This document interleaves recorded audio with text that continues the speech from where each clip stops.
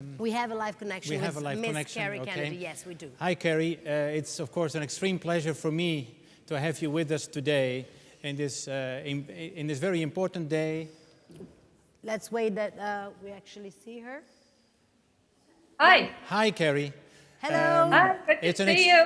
It's an Hello. extreme pleasure to have you with us here today in this very important day, of course, for the United States and, of course, for the rest of the world. And it's, of course, an extreme pleasure to have you with us, with us here, with the students that have done the course for the past 1.5 days and that have tried to understand a little bit more about the United States, the elections, and especially the human rights dimension. And if I may, I would have probably 3 questions for you if you are able to stay with us for that long. And my first question would be actually, what is the state of human rights at the very moment in the United States? I mean, where are we in the United States? Are we much further than when your father, unfortunately, of course, was killed in the late 60s? What advancement has there been? And what is the unfinished business? Well, I think there have been enormous advances since 1968 on human rights, both domestically and internationally. When my father was senator, when he was attorney general, and then when he was senator, it was at the height of the civil rights movement in the United States. Many African Americans were not even able to vote at that time in our country. Today we have an African American president. That was almost unimaginable back then. So I think that there's been tremendous changes. There's also now in the international community, the words human rights are recognized. That was not on the international agenda in the 1960s. There was and if you look at the last 30 years ago, virtually all of Latin America was ruled by right-wing military dictatorships. Today, there's not one left standing. All of Eastern Europe in 1968 were under communist rule. Today, there's not a communist ruler left. South Africa was under apartheid. So there's been many, many changes that I think have been great for freedom, both domestically and internationally. Today, more than half the world lives under democracies. Thank you so much for this very clear answer, both on the domestic situation and also the international situation.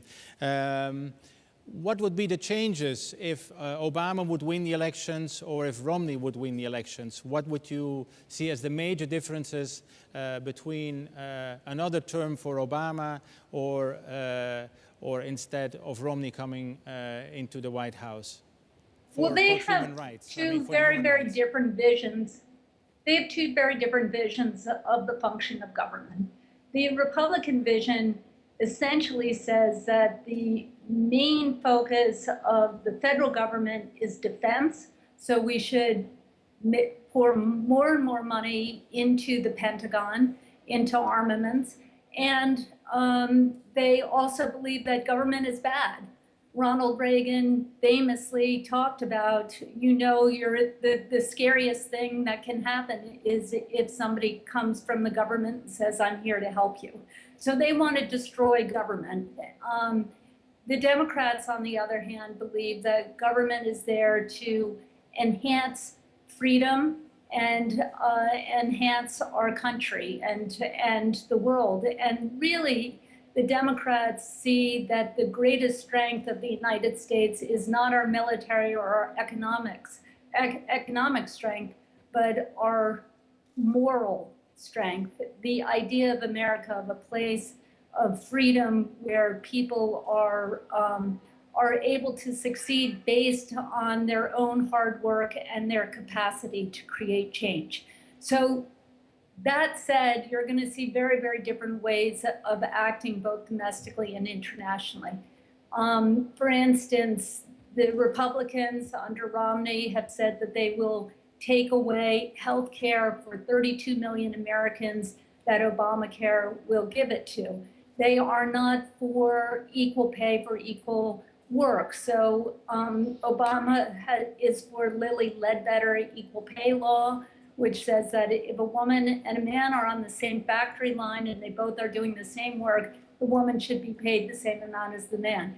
The Romney administration would say that's too much government regulation, and they don't believe in that. So I think that those are two sort of strong domestic examples of this. And then internationally, I think that Obama has already taken us out of Iraq and is pulling us out of Afghanistan, whereas Romney has made it very clear that he thinks that that we can fight our way out of situations in the Middle East and around the world. So I think you would see more war, likely more war with the Republican administration.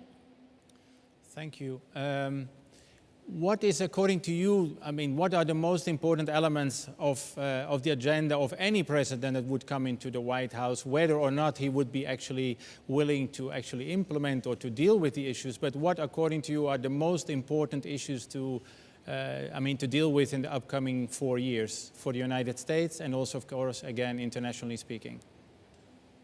Well, I think the most important issue probably both domestically and internationally is the economy.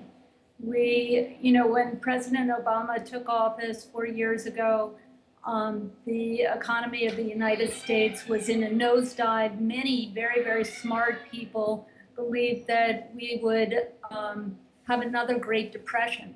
And because of the extraordinary work of the stimulus package and the auto bailout, that depression was avoided by this administration.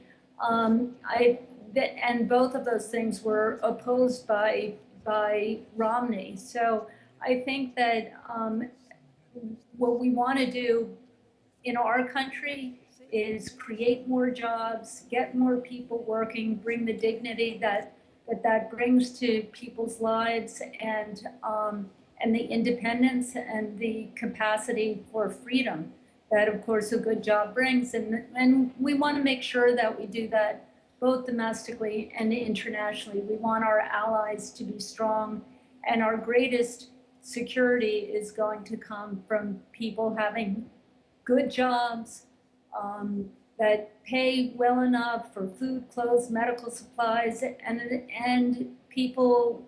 We want to make sure people feel secure that their children will have better lives than they have.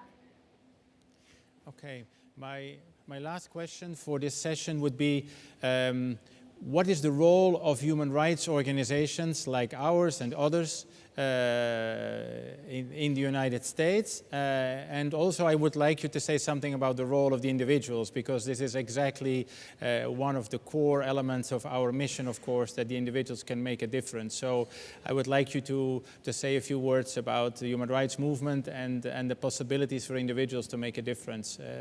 Can you say something about that? Absolutely. Well, you've put it so well, Imco. Of course, the basis of the RFK Center is one person can make a difference, and all of us working together can create change that will bring down the mightiest walls of oppression and resistance. And that's what the RFK Training Center is all about. We're bringing people together, students and leading human rights defenders from around the world, people like Aminatou Hadar from Western Sahara and Stephen Bradbury, the great community organizer in New Orleans, and others who are on the cutting edge of social change, and getting them to work together, to think together, and to create a more just and peaceful world. That was Robert Kennedy's vision, and that's what we're doing today. And I just want to say something to the youth there.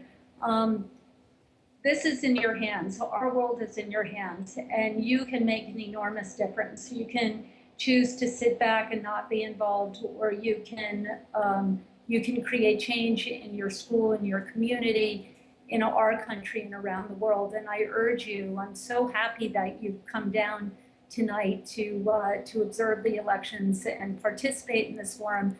And I urge you to continue to be involved in your community. Thank you very much. Thank you so much. Well, Imco, actually, I would like to ask Kerry Kennedy to stay I'm 20... so sorry. You know what? I'm so sorry, but I have to run. But I'll Okay. be back later tonight. You will be okay? back later. I'll Thank be- you so much, Kerry. Thank you so Okay. much for your time. See you Thank later. you, Kerry, for Take care.